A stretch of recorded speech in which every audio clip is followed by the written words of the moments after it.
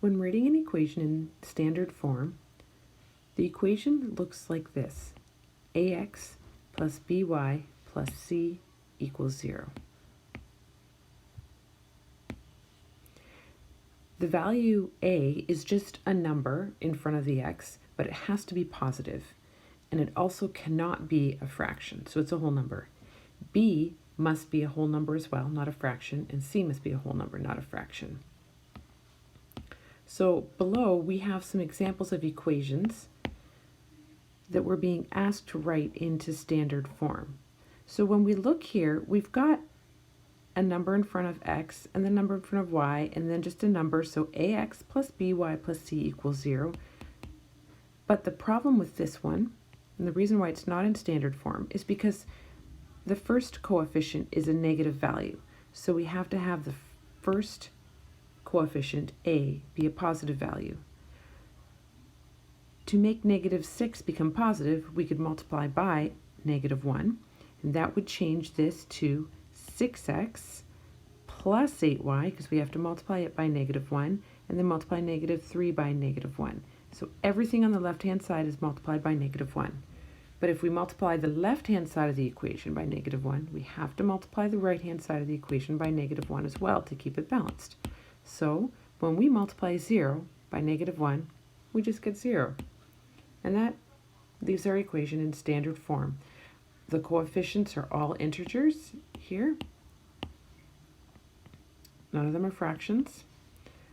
A is positive, so 6 is positive, and there's no common factor. We can't divide each coefficient by a number and reduce it down.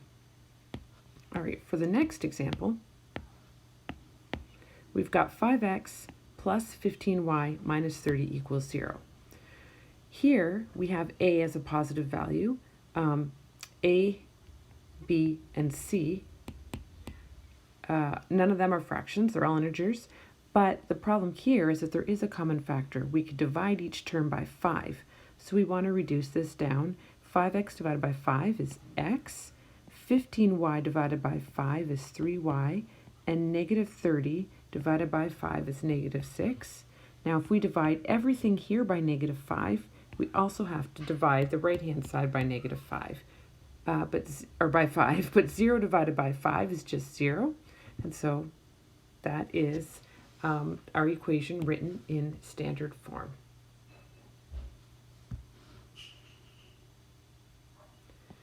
For the next example, we have 1/2 x minus 3/5y plus 5 equals 0. So the problem with this equation is that we have fractions, and that can't happen. So we're going to multiply each term by a number that will cancel out the denominators. So we want to look for the greatest common factor, which is 10. 2 can go into 10 and 5 can go into 10. So I'm going to multiply each term by 10.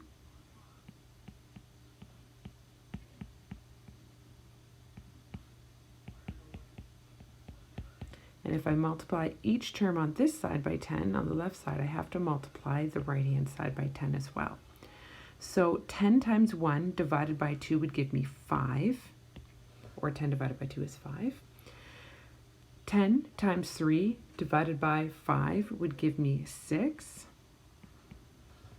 And I had that negative out front, so I have to keep it down here.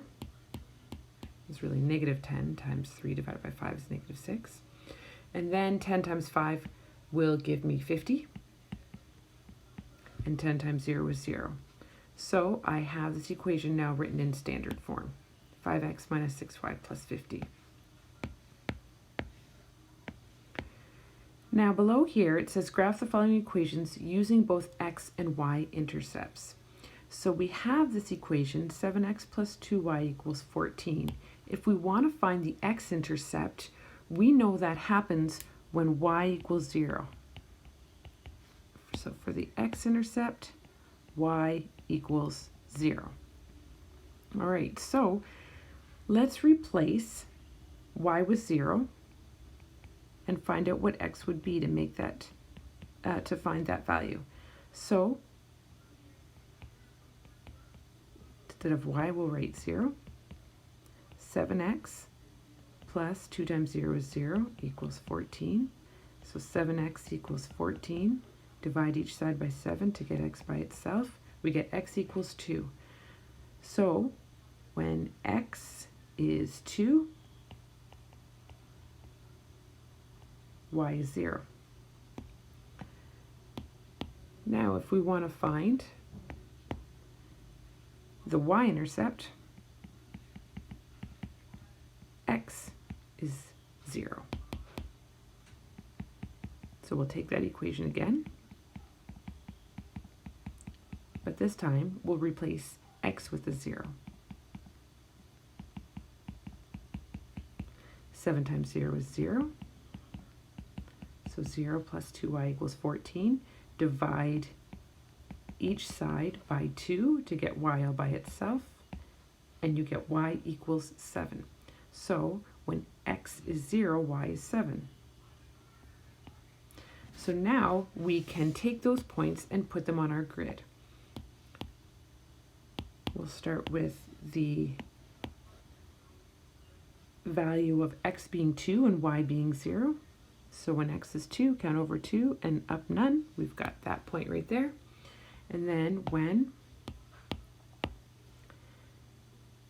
x is 0, y is 7. So when x is 0, y is 7. Plot those points on. We've got our x-intercept where it crosses down here. We've got our y-intercept where it crosses the y-axis here. We've plotted both the x-intercept and the y-intercept, so now we can join those points, make a straight line here. Now remember, we have to fill the grid with our line when we draw it, or at the very least, draw an arrow on either end.